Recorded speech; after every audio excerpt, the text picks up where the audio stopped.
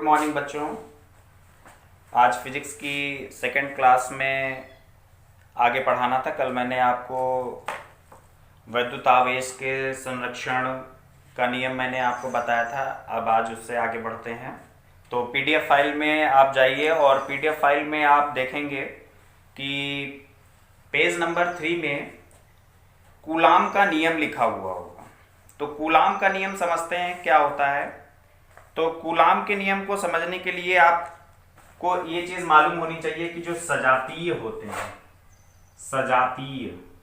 सजातीय आवेश का मतलब होता है एक जैसे चार्ज, ठीक है। सिमिलर चार्ज यानी प्लस प्लस या माइनस माइनस, इनके बीच में आपका प्रतिकर्षण बल होता है, प्रतिकर्षण बल होता है। और एक प्लस या एक माइनस है तो इनके बीच में आपका आकर्षण बल होता है। इतना कंफर्म है, कल मैंने बता ही दिया था। तो ये जो आवेश, दो आवेशों के मध्य लगने वाले चाहे आकर्षण बल या प्रतिकर्षण बल को हम वैद्युत बल कहते हैं। यानी इन दोनों बलों को कंबाइंड से हम बोल सकते हैं कि आपके वैद्युत बल होते हैं। और वैद्युत बल आपके दो तरीके के होते हैं, प्रतिकर्षण और आकर्षण, या आकर्षण या प्रतिकर्षण। तो वैद्युत बल की परिभाषा इसमें लिखाई गई है समझाने के लिए। तो वैद्युत बल पर ही कूलाम का नियम डिपेंड करता है। तो फ्रांसीसी वैज्ञानिक कूलाम ने यह बताया कि जैसे किसी माध्यम में दो आवेश रख दिए गए हैं, एक Q1 है और एक Q2 है। ये दोनों एक दूसरे से स्मॉल r दूरी पर हैं। तो इन दोनों के मध्य अभी चार्ज क्या है ये नहीं बताया गया। आवेश है तो जाहिर सी बात है इस पर चार्ज तो होगा ही होगा, क्योंकि नाम ही आवेश है। प्लस होगा या माइनस होगा। अगर प्लस प्लस होगा तब भी आकर्षण या प्रतिकर्षण बल लगेगा, अगर प्लस या माइनस होगा तब भी आकर्षण या प्रतिकर्षण बल तो लगेगा अगर चार्ज है तो, ठीक है। उसके बाद इन्होंने ये बताया कि अगर किसी माध्यम में दो आवेश रख दिए जाते हैं तो इन दोनों के मध्य लगने वाला आकर्षण या प्रतिकर्षण बल यानी F जो होगा वो अनुक्रमानुपाती होता है इनके गुणनफल के, Q1 और Q2 मल्टीपल में। तो ये फर्स्ट इक्वेशन होगी। सेकेंड इक्वेशन में कहा गया है कि इन्होंने कहा है कि यही बल इन दोनों आवेशों के बीच की दूरी के वर्ग के व्युत क्रमानुपाती होगा। ये सेकंड कंडीशन है। समीकरण 1 व 2 को अगर कंबाइंड किया जाए, समीकरण 1 व 2 से अगर इसको कंबाइंड रूप में लिखा जाएगा तो F is directly proportional to Q1 Q2 upon R², ये आ जाएगा। अब ये डायरेक्टली प्रोपोर्शनल का निशान हटाएंगे तो F is equal to K Q1 Q2 upon R²। ये फार्मूला आपका बनेगा। अब इसी फार्मूले में आगे देखिए जहां के एक अनुक्रमानुपाती नियतांक है लिखा हुआ है और जहां पर k का मान 1/4 pi epsilon 0 is equal to 9 × 10⁹ newton metre square प्रति कूलाम स्क्वायर। ये आपको याद रखना पड़ेगा कि k 1/4 पाई एप्सिलॉन 0, अभी बताएंगे एप्सिलॉन 0 क्या होता है, is equal to 9 × 10⁹ newton metre square प्रति कूलाम स्क्वायर। ये इसका मात्रक है, ये भी याद रखिएगा। अतः k की जगह पर अगर इसका मान रख देंगे तो F is equal to 1/4 pi epsilon 0 Q1 Q2 upon R²। और ये बल है तो बॉक्स बंद करने के बाद आगे न्यूटन लिख दिया गया है, ठीक है। इतना समझ में आ गया होगा। अब यहां पर बात करते हैं एप्सिलॉन 0 की। एप्सिलॉन 0 को बोलते हैं निर्वात की वैद्युतशीलता। निर्वात की वैद्युतशीलता, निर्वात आप जानते हैं वैक्यूम, यानी जहां पर हवा भी ना हो उसे बोलते हैं निर्वात, वैक्यूम। तो निर्वात की वैद्युतशीलता, वैद्युत मतलब आवेश या चार्ज, शीलता मतलब धारण करने की क्षमता। किसी भी निर्वात में वैद्युत आवेश को धारण करने की जो क्षमता होती है उसे बोलते हैं निर्वात की वैद्युतशीलता। इस जगह पर कोई माध्यम भी हो सकता है, जैसे कांच हो सकता है या और कोई माध्यम हो सकता है, बहुत सारे माध्यम होते हैं। तो उन माध्यमों में जो आवेश धारण करने की क्षमता होती है उसे बोलते हैं उस माध्यम की वैद्युतशीलता। तो वो आगे अभी आप पढ़ेंगे। निर्वात की वैद्युतशीलता को एप्सिलॉन नॉट यानी 0 से दर्शाते हैं। एप्सिलॉन 0 का मान भी आपको याद रखना है 8.85 इंटू 10 की पावर -12 कूलाम स्क्वायर प्रति newton metre square. Coulomb square प्रति न्यूटन मीटर स्क्वायर। इतना आप ध्यान में रखिएगा। ये मात्रक किस तरीके से बने हुए हैं इसको मैं थोड़ा सा आपको बता दूं, जिससे मात्रकों में आपको कंफ्यूजन ना हो, मात्रक आपको याद रहे। देखिए formula F is equal to 1/4 pi epsilon 0 था, उसको हम K लिख दिए, Q1 Q2 upon R square लिख दिया। अब यहाँ पे देखिए अगर हम K को रोकें तो K इज इक्वल टू आ जाएगा F R square upon Q1 Q2। अब K यानी जो कांस्टेंट था उसका मात्रक न्यूटन मीटर स्क्वायर प्रति कूलम स्क्वायर कैसे बना, ऐसे ही बना। F का मात्रक न्यूटन, R का मात्रक मीटर स्क्वायर प्रति Q1 Q2 आवेश है, और आवेश का मात्रक आप जानते हैं कि कूलम होता है, कूलम इंटू कूलम यानी कूलम स्क्वायर। तो न्यूटन मीटर स्क्वायर प्रति कूलम स्क्वायर K का मान यानी K is equal to 9 into 10 की पावर 9 न्यूटन मीटर स्क्वायर प्रति कूलम स्क्वायर लिखा जा सकता है। तो ये आपको याद रखना, मान याद रखेंगे, मात्रक अगर भूल जाते हैं तो बना देंगे। उसके बाद एप्सिलॉन 0 का मात्रक कैसे लिखा गया, मान याद रखेंगे, मात्रक कैसे याद रखेंगे, ये देखिए F।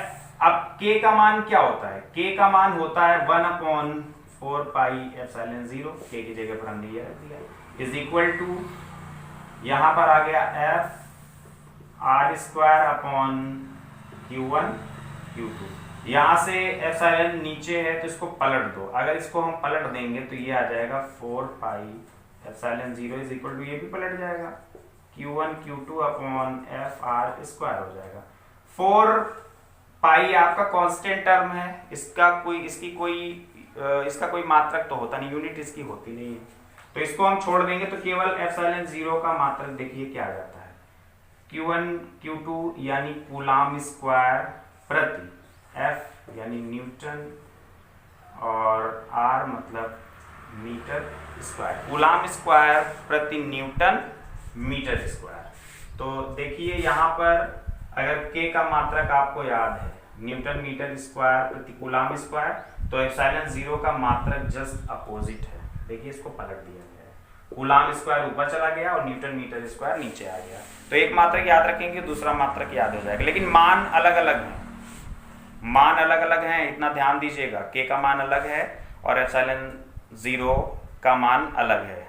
K का मान 9 इंटू 10 की पावर 9 है और एप्सिलॉन 0 का मान 8.85 इंटू 10 की पावर -12 है। मान आपको याद कर लेना है, ठीक है। फिर एप्सिलॉन 0 का मान यहाँ लिख दिया गया। उसके आगे लिखा है यदि किसी माध्यम का परावैद्युतांक K हो तो। परावैद्युतांक क्या होता है अभी आगे डिटेल आपको इसी में आगे हेडिंग्स मैंने परावैद्युतांक की बताई है, बताएंगे वहां पे, लेकिन यहाँ पर आप ये मान लीजिए परावैद्युतांक K है, तो फार्मूला यही हो जाएगा F is equal to 1/4 pi epsilon 0 के साथ मल्टीपल में K लग जाएगा छोटा सा, और Q1 Q2 upon R square, same formula वही रहेगा, केवल 1/4 पाई एप्सिलॉन 0 K लग जाएगा। अगर परावैद्युतांक दिए होंगे किसी भी माध्यम का, अगर वायु का होता है तो K इज इक्वल टू 1 हो जाएगा और वहां पर K का मान हट जाएगा। वायु के लिए K नहीं होता है, लेकिन अगर वायु की जगह निर्वात या वायु की जगह कोई और माध्यम आ जाएगा, माध्यम मतलब कोई पदार्थ, कोई और पदार्थ आ जाएगा, तो वहां पर K का मान चेंज होता रहेगा। चेंज होता रहेगा तो वो मान कितना है वो दिए होंगे न्यूमेरिकल में, ठीक है, आगे हम इसकी बात करेंगे न्यूमेरिकल में। तो यहाँ पर परावैद्युतांक की बात आई है, तो परावैद्युतांक क्या होता है, माध्यम का परावैद्युतांक निर्वात अथवा वायु में परस्पर दो बिंदु आवेशों के बीच लगने वाले बल F तथा दोनों बिंदु आवेशों के बीच कुचालक माध्यम को रखने पर उनके बीच लगने वाले वैद्युत बल यानी Fm मीडियम माध्यम रखा गया है, तो उनके बीच में। तो यहां पर ये कैसे आपको समझना है, जैसे दो आवेश हैं Q1 और Q2, अगर इनके बीच में कुछ नहीं है तो यानी या तो निर्वात हो सकता है और या तो वायु हो सकती है, दो ही चीजें पॉसिबल है। वैसे तो अगर निर्वात तो वैक्यूम करना पड़ेगा, वायु एयर तो होगी होगी, इतना तो कंफर्म है। तो इन दोनों के मध्य जो भी बल लगता है तो उस समय जो वायु की उपस्थिति में जो बल लग रहा है वो F से डिनोट किया गया। अब अगर इन दोनों आवेशों के बीच में अगर कोई माध्यम भर दिया जाए, कोई कुचालक पदार्थ भर दिया जाए, जैसे हम मान लेते हैं कि यहां पर कांच भर दें, इन दोनों के मध्य में कांच भर दें, ठीक है, इन दोनों के बीच में हम कांच भर दें या कुचालक पदार्थ भर दें, रुई भर दें या और कुछ भी भर सकते हैं। कुचालक होना चाहिए, यानी आवेश इधर से इधर नहीं आने चाहिए, इतना ध्यान रखिएगा। तो कुचालक पदार्थ अगर रख देते हैं तो उस समय पहले बल F लग रहा था, लेकिन जब बीच में कोई चीज रख दी जाएगी तो कुछ ना कुछ दोनों के वैद्युत बल, अब ये आकर्षण है या प्रतिकर्षण वो चार्ज पर निर्भर करेगा, लेकिन उस समय कुछ ना कुछ बल तो लगेगा ही, वो बल जो लगेगा वो आपका वैद्युत बल होगा। तो उस समय उस कंडीशन में पदार्थ भरे रहने की कंडीशन में, कुचालक पदार्थ के भरे रहने की कंडीशन में जो बल लगेगा उसे हम दर्शाएंगे Fm, यानी बल ऑफ मीडियम, किसी भी माध्यम में लगने वाले बल के अनुपात को हम परावैद्युतांक कहते हैं, यानी F/Fm। ओके, याद रखिएगा। इसकी यूनिट नहीं होती है, नो यूनिट। इसकी यूनिट क्यों नहीं, मात्रक क्यों नहीं होता है? क्योंकि एफ बी आपका न्यूटन अपॉन, तब भी न्यूटन, न्यूटन न्यूटन कट जाएगा तो यूनिट नहीं आएगी। के की यूनिट नहीं होती है, ध्यान रखिएगा। यहां ये के कांस्टेंट अनुक्रमानुपाती वाला के नहीं है, ये के दूसरा है, ये परावैद्युतांक का के है। इसको कांस्टेंट नहीं समझ लेना, कांस्टेंट का के अलग है और ये के अलग है। फिर इसी में के की एक और डिफिनीशन होती है, धारणशीलता, वैद्युतशीलता, यानी धारणशीलता भी से बोल सकते हैं, धारण, आवेशों को धारण करने की जो क्षमता होती है। तो ठीक उसी तरीके से दो आवेशों के मध्य जब एयर है तो उस समय एप्सिलॉन 0 है, और जब किसी परावैद्युत माध्यम की वैद्युतशीलता और निर्वात अथवा वायु की वैद्युतशीलता के अनुपात को माध्यम का परावैद्युतांक कहते हैं।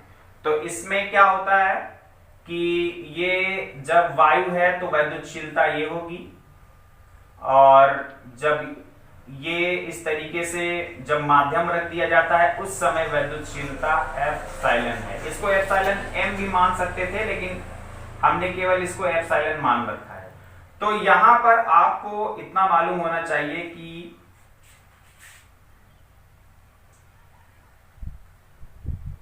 K और F में इनवर्सली प्रोपोर्शनल होता है। अगर इसको अपॉन में लाएंगे तो ये अपॉन में होगा, K का मान F के अपोजिट में जाएगा तो ये पलट जाएगा, यानी K इज इक्वल टू, अगर मीडियम के लिए, मीडियम वाला ऊपर चला जाएगा तो मीडियम के लिए धारणशीलता एप्सिलॉन हो जाएगी और वायु के लिए धारणशीलता एप्सिलॉन 0 हो जाएगा। तो K is equal to epsilon upon epsilon 0, यानी माध्यम की धारणशीलता वैद्युतशीलता और वायु की वैद्युतशीलता के अनुपात को माध्यम का परावैद्युतांक K बोलते हैं। ठीक, ये कूलाम का नियम पूरा एक्सप्लेन करना है अगर आता है। ओके, फिर उसके बाद वैद्युत क्षेत्र, जिस तरीके से चुंबकीय क्षेत्र होता है उसी तरीके से वैद्युत क्षेत्र होता है। किसी चुंबक के चारों ओर का जो क्षेत्र होता है उसे चुंबकीय क्षेत्र कहते हैं, जहां पर कोई अन्य चुंबकीय बल का अनुभव करे। अब यहां पर वैद्युत क्षेत्र है, वैद्युत क्षेत्र जब होगा तो आवेश की बात करेंगे, यानी जब कोई चार्ज रखा है तो उसके चारों ओर एक क्षेत्र कवर होगा, तो वो जो क्षेत्र कवर होगा उस क्षेत्र को हम कहेंगे वैद्युत क्षेत्र।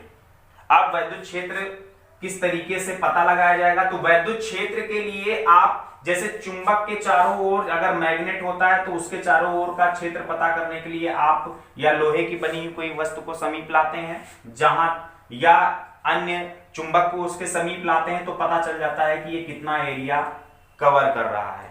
ठीक है, ठीक उसी तरीके से यहां पर अगर कोई आवेश है, अगर कोई एक आवेश रखा हुआ तो उसके चारों ओर कोई क्षेत्र डेवलप होगा, और अगर ये क्षेत्र डेवलप होगा तो इसका पता लगाने के लिए एक अन्य परीक्षण आवेश को लाना पड़ेगा, परीक्षण धन आवेश, तो यानी प्लस क्यू नॉट।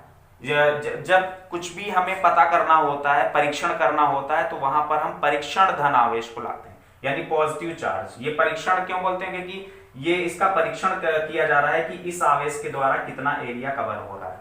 तो ये परीक्षण आवेश जहां तक आकर्षण या प्रतिकर्षण बल का अनुभव करे। अब आकर्षण या प्रतिकर्षण बल मैंने क्यों बोला? क्योंकि अगर ये पॉजिटिव होगा और ये पॉजिटिव ऑलरेडी पहले से है, तो पॉजिटिव पॉजिटिव यानी ये प्रतिकर्षण बल का अनुभव करेगा, और अगर ये निगेटिव होता है तो निगेटिव और पॉजिटिव आकर्षण बल का अनुभव करेगा। तो ये चीज ध्यान रखना। तो आकर्षण और प्रतिकर्षण बल जितने एरिया तक अनुभव करता है उसे बोलते हैं वैद्युत क्षेत्र। ठीक है, तो वैद्युत क्षेत्र को पता लगाने के लिए परीक्षण धन परीक्षण आवेश को ही उसके समीप लाके पता लगाया जा सकता है। चुंबक में लोहे की बनी वस्तुओं को भी और अन्य चुंबक को भी उसके समीप लाने पर यहाँ पर चुंबकीय क्षेत्र, ये चुंबकीय क्षेत्र चुंबक के द्वारा बनता है, वैद्युत क्षेत्र आपका आवेश के द्वारा बनता है। अब आवेश मैं पहले बता चुका हूं आपको, आवेश क्या होता है। हर एक चीज को स्टेप बाय स्टेप आपको समझना है, पहले से आप उसको समझते रहेंगे तभी आगे आपको समझ में आएगा। ठीक है, तो वैद्युत क्षेत्र, अब वैद्युत क्षेत्र है तो वैद्युत बल रेखाएं होंगी। वैद्युत बल रेखाएं, ये देखिए चित्र में बना हुआ है वैद्युत बल रेखाएं, इस तरीके से वैद्युत बल रेखाएं बनी हुई हैं। तो वैद्युत बल रेखाओं में ध्यान रखना है, ये आपकी प्लस से माइनस की ओर चलती हैं। ये देखिए वैद्युत बल रेखाएं इस तरीके से बना हुआ है, तो वैद्युत बल रेखाएं प्लस से माइनस की ओर चलती हैं, ध्यान रखिएगा।